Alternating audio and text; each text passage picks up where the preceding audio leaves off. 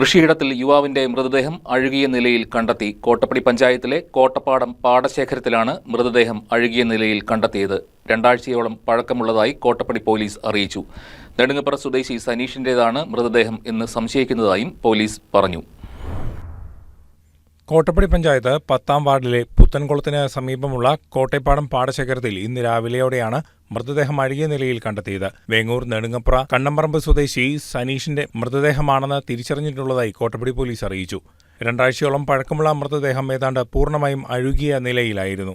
ഇവിടെ കൃഷി ചെയ്യാതെ കിടക്കുന്ന പാടത്തു നിന്നും പുല്ലുമുറിക്കാനെത്തിയ നാട്ടുകാരാണ് മൃതദേഹം കണ്ടെത്തിയത്. സമീപത്തുനിന്നായി ഇദ്ദേഹത്തിന്റേതെന്ന് കരുതുന്ന ടീഷർട്ട്, ലുങ്കി, വാക്കത്തി, ബാഗ് എന്നിവയും കണ്ടെത്തി.